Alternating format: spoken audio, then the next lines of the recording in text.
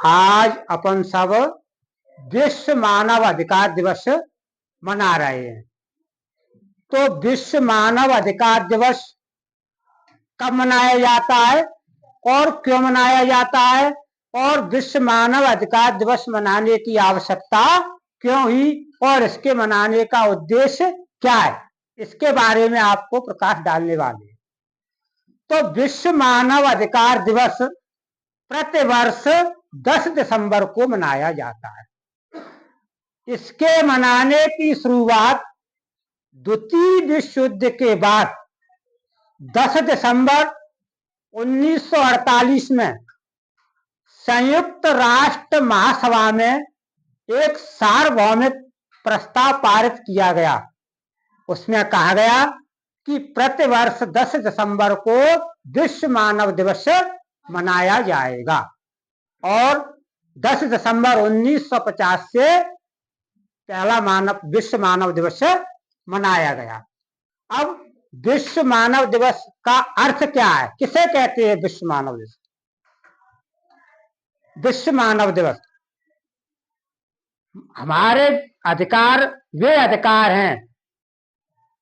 विश्व मानव दिवस हमारे अधिकार वे अधिकार हैं जो जन्म से ही प्राप्त होते हैं, या दूसरे शब्दों में ऐसे कह सकते हैं कि व्यक्ति के जीवन की स्वतंत्रता, समानता और प्रतिष्ठा के अधिकार को मानव अधिकार कहते हैं।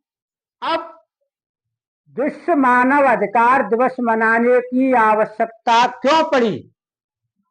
विश्व मानव अधिकार मनाने की आवश्यकता इसलिए पड़ी कि व्यक्ति के व्यक्तित्व का विकास के लिए सर्वप्रथम मानव अधिकार मनाने की आवश्यकता पड़ी।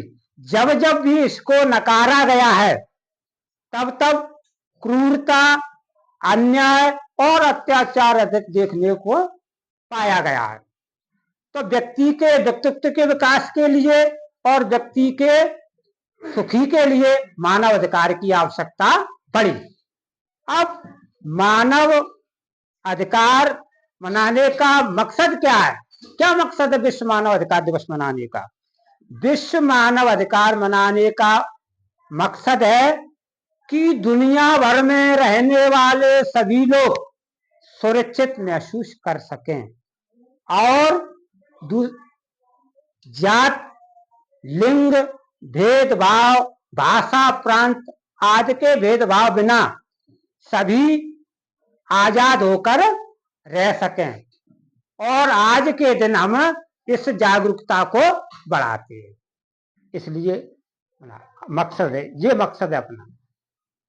भारतीय संविधान में भारतीय नागरिकों को 6 मौलिक अधिकार दिए गए हैं।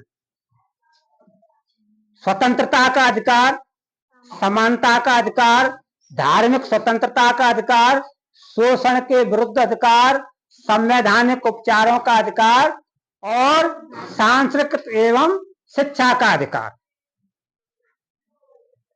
अब ये अधिकार मिलने के बाद इसमें खा में और भी जोड़ा गया है भ्रमण का अधिकार, रोजगार का अधिकार और मत देने का अधिकार। अगर हम थोड़े से पीछे और विश्व मानव अधिकार हमारे सुरक्षित रहें, इसलिए 1993 में विश्व मानव अधिकार आयोग की स्थापना की गई। हमारे अधिकारों का उल्लंघन पर रोक लगी रहे।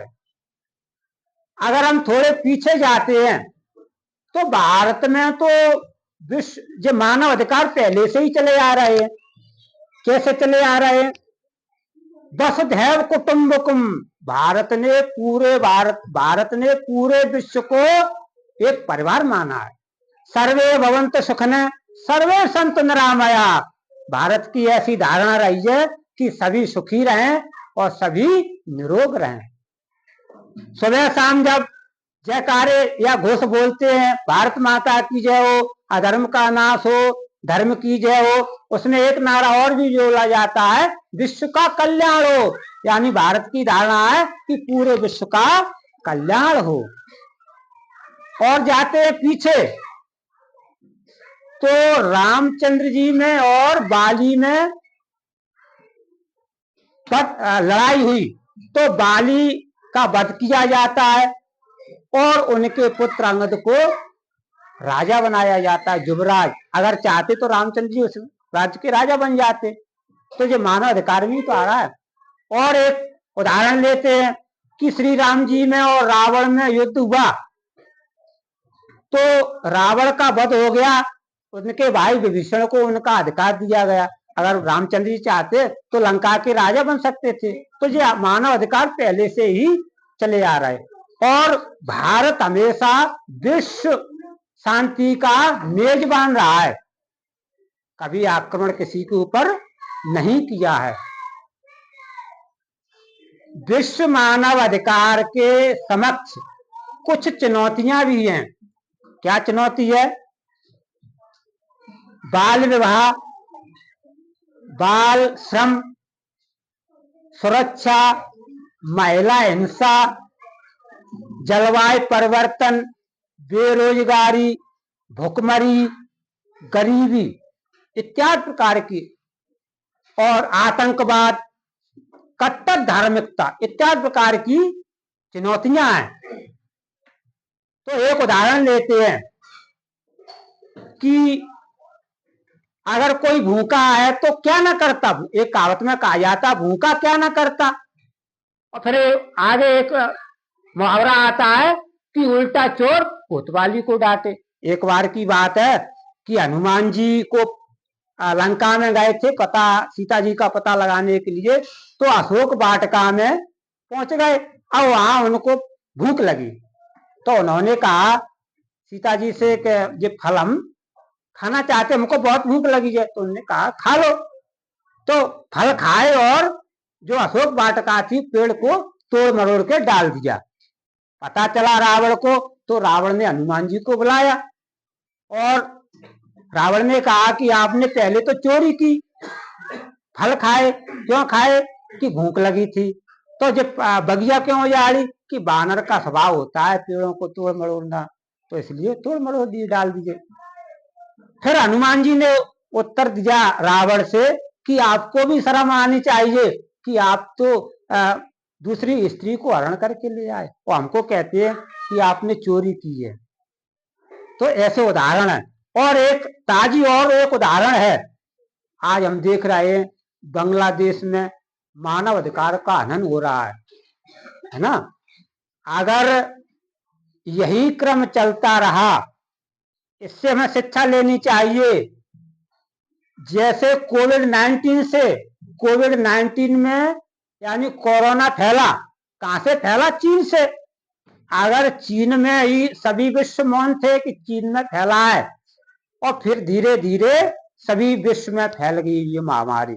अगर वहीं से हम इस सबक को लेते तो वहीं दाब सकते थे, लेकिन ऐसा नहीं किया। अगर इसी समस्या को यहीं पर नियंत्रण नहीं किया तो ये समस्या पूरे भारत में फैल जाएगी। आज विश्व मानव अधिकार के समक्ष मानव अधिकारों का उल्लंघन हो रहा है। विश्व के समक्ष समस्या, अगर इस समस्या का हल नहीं किया गया तो मानवता खतरे में पड़ जाएगी। जय हिंद, जय भारत।